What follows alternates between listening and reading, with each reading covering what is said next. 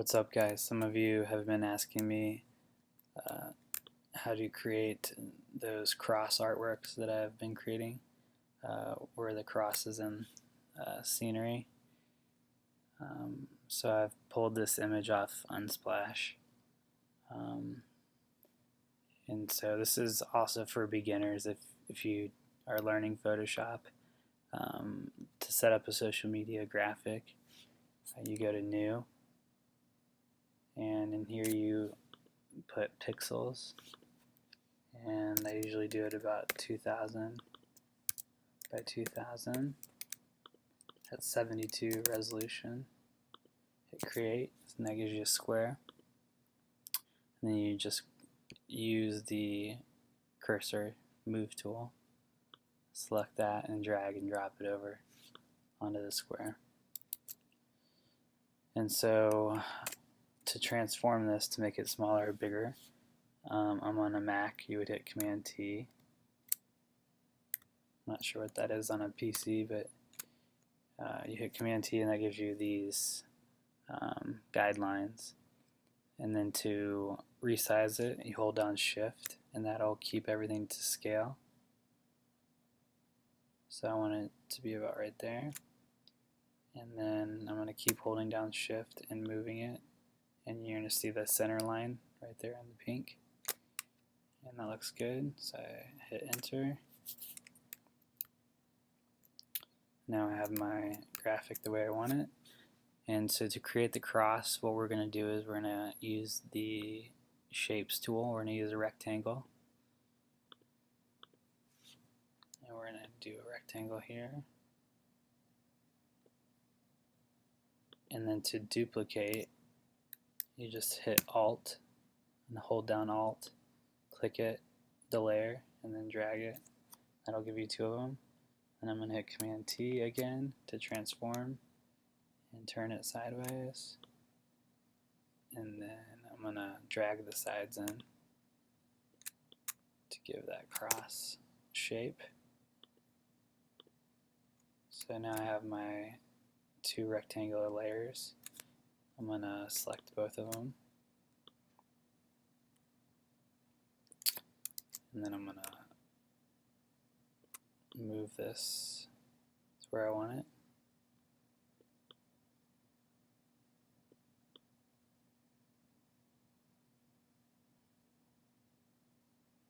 Trying to center, I like to center it top to bottom, left to right. I want the lights in the background above the cross, so I'm going to transform it again. Make this a little bit bigger.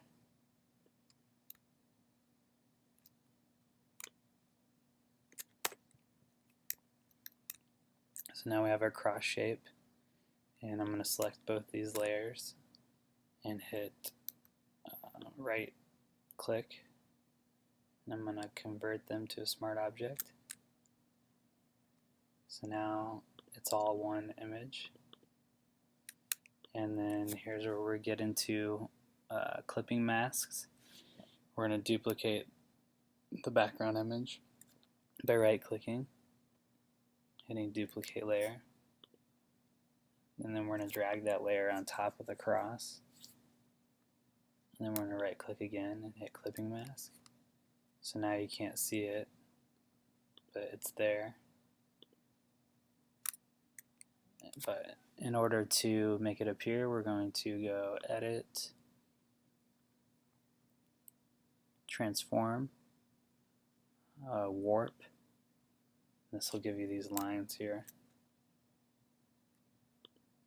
And then we're just going to bend them. Bend these little, click on these little dots and just move them around.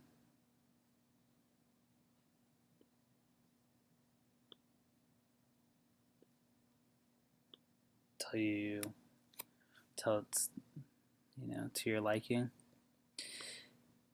So there's no right or wrong way to do this. I'm sure there's other ways to warp and skew it, but this is what the tool I use is the is the warp tool.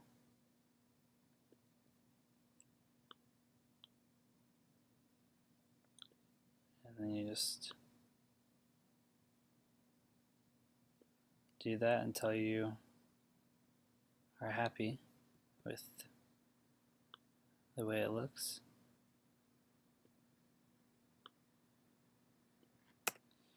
So I did that, and you can kind of see it starting to appear, but I need a little bit more. So I'm going to go filter, and then I'm going to go distort, wave. You can see it's like this is where you get like a ripple effect. You can adjust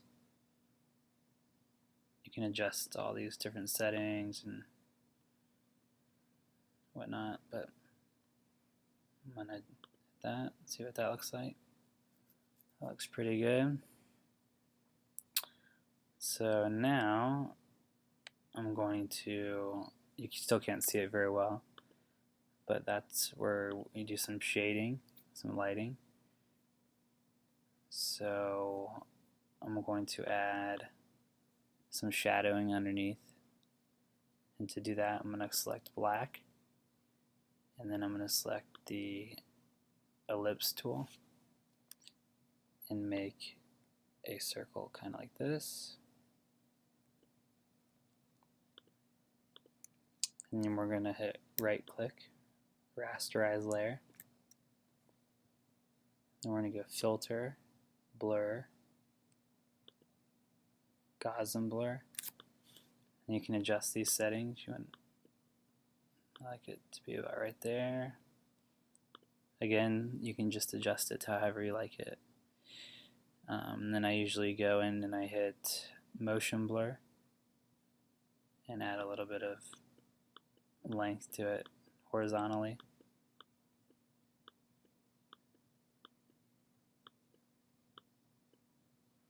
Hit OK. And then you can adjust this accordingly. That looks good to me. You can even go in here and sometimes I adjust the coloring according to the picture. You want it to make it look as real as possible. So I'm making it a little bit more purple instead of black. And now we're going to add some lighting to the back to make this kind of stand out. I'm going to select the rectangular marquee tool, set my feather to about 30 pixels.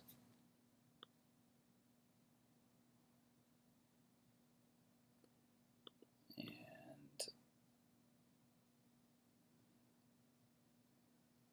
drag it up here. Make sure your background is what is selected. And then here's where you can adjust the brightness of the background. So I'm kind of trying to give it a little bit more depth and some lighting effect. So I'm bringing the brightness down. And then you can see kind of like that where it all stops. So I'm going to add a gradient. And I don't want the gradient to cover up the cross. But we're going to use this gradient tool. We're going to select circular gradient, radial gradient, sorry. And then we're going to go in here and select, this is like where you can adjust your gradient. And then we want it to be like transparent. So you do this, and I'm holding down shift and I'm clicking and I'm dragging the gradient tool down and I'm letting go, and that's not what I wanted to do, so I'm going to back up by hitting Command Z, and I need to make sure reverse is checked, and now I hold shift, drag down, and let go. So now you can see it's kind of the lighting starting to change. I don't want the cross to be covered up that much, so I select soft brush for my eraser, and I'm just changing the size of the brush, and then I'm going to bring the opacity down. This is like the harshness of the eraser, so I want to bring it down a little bit. Just do something like that. So you can see it's starting to take shape. And then I'm going to adjust the brightness of the background.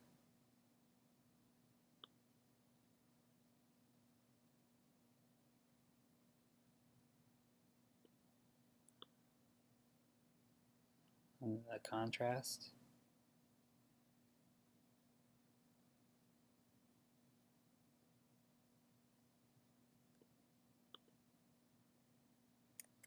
So now you can start to see it a little bit better. There's even some spots, if you can't see the edges very well of the cross, I like to go in and select like the black tool, or pick a color from the background so that it blends well, and then just use the paintbrush, bring your opacity way down, and then just kind of add some shading so that you can see it right there. That's looking good.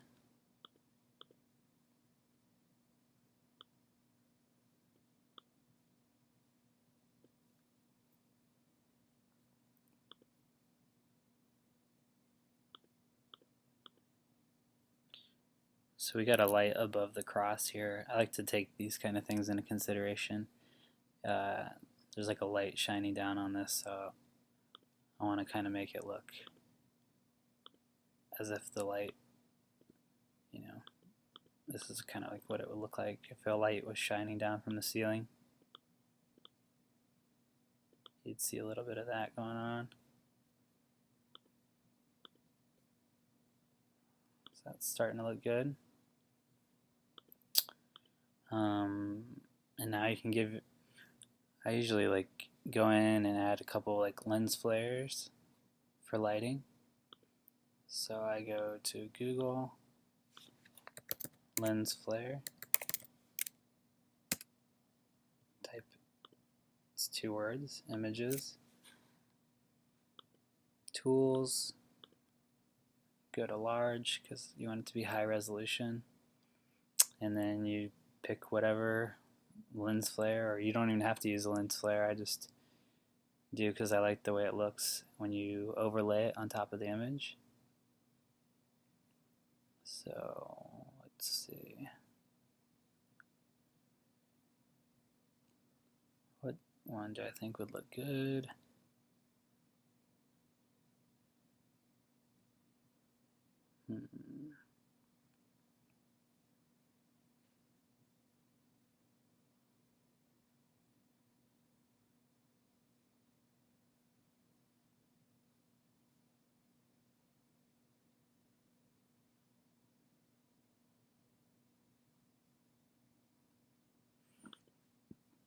Maybe this rainbow one? I don't know. Save image, desktop. Maybe I'll grab another one just in case that one doesn't look the way I want it to. And this one kind of looks cool.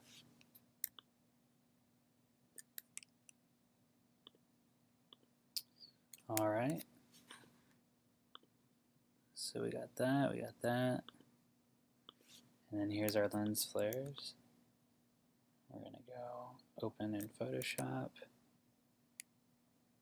Click it and drag and drop it over here on top of, make sure it's the top layer. And we're going to hit Command T to transform. Spread that out.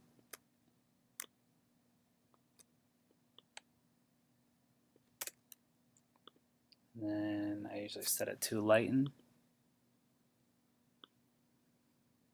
So that kind of gives it like some lighting, but I don't think I like that very much. So I'm going to grab a different one.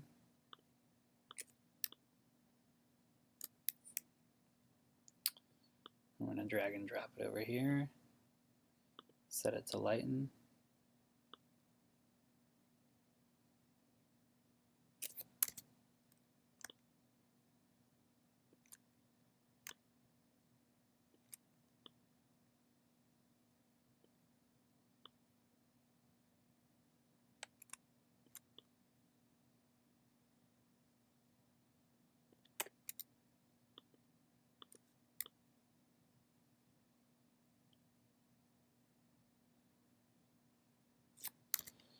I'm just duplicating it so that there's a second lens flare.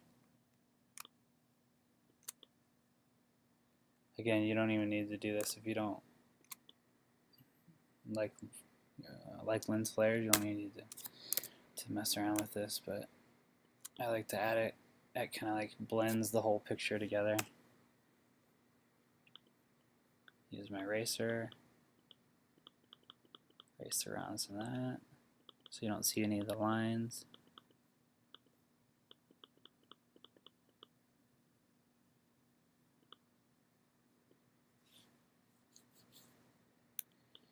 And then I'm going to change the coloring of this. Instead of being orange, I want it to match the color of the picture. So I'm going to go Huesaturation. In there you can like change it purple, pink, whatever. There's a lot of pink and purple in this, so I think that looks kind of good. -38. So I'll go over here and I'll change this one as well to -38. So you can kind of see like some lens flare action going on. Oops. See if there's some other places I can add.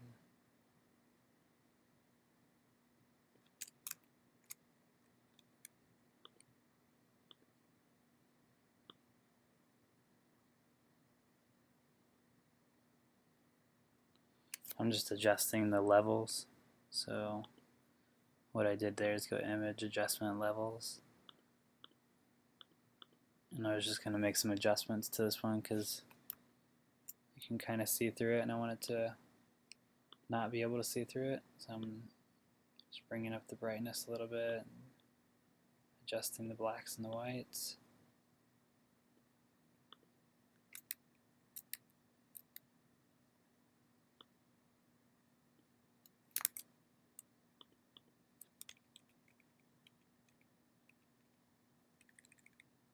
And then I'm just moving it around until it gets where I want it to go. I don't know, I'm not really sure where I want to put it.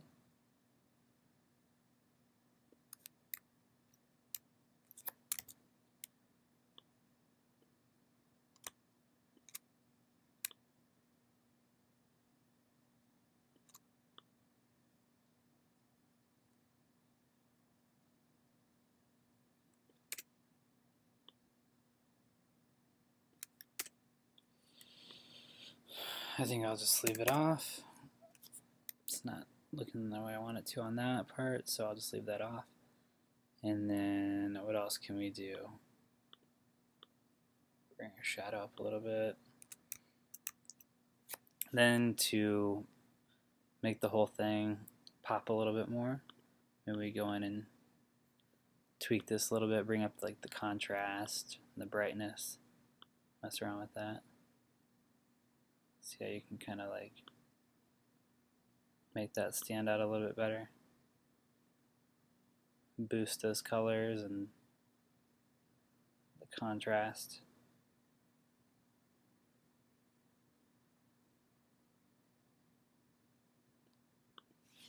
Starting to look good.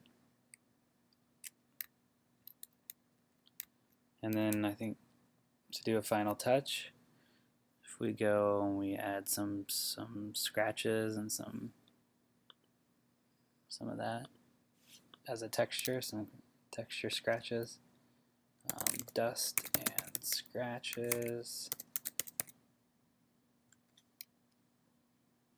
Go into Images, Tools, Large. And this is, a lot of you have asked like how I get my textures. This kind of get a lot of them from Google, and I just pick a texture that I like.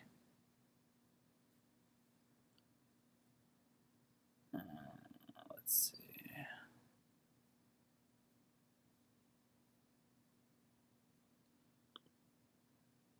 This one, yep, that's kind of got the feel that we're going for. So we're going to grab that, save image, desktop, and then we're going to open Photoshop, and we're going to drag and drop it on top of everything. This is what it looks like on top, where we set it to lighten. Or it kind of looks cool if we move it around. I'm going to have it be underneath the gradient. I'm going to have it be under the gradient level, or the layer. And then we're going to transform it, make it go across the whole image.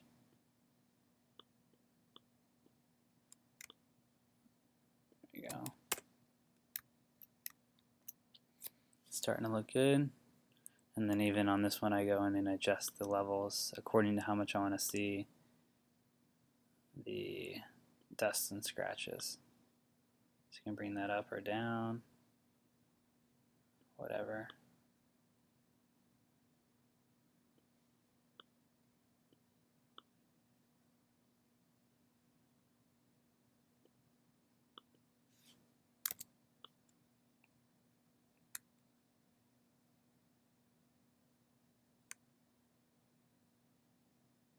I'm just turning it to see if it looks good any other way. Alright.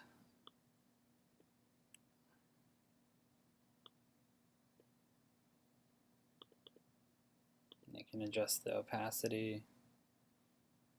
Give it just like a little bit of grain, no grain. And then, last but not least, I think I just throw like an off black, kind of like a charcoal color, make a new layer, and select the paint bucket, and then click on that layer, and now we have that charcoal layer. And then I set that one to lighten as well. It kind of gives it a nice muted look.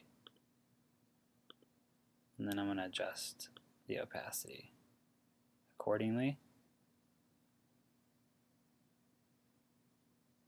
And I like it about right there, looks good. Not too much, just kind of like I said, like making it all look like one cohesive picture or image. And then there you go. Then I usually just add some text, whatever you want it to say, I don't know.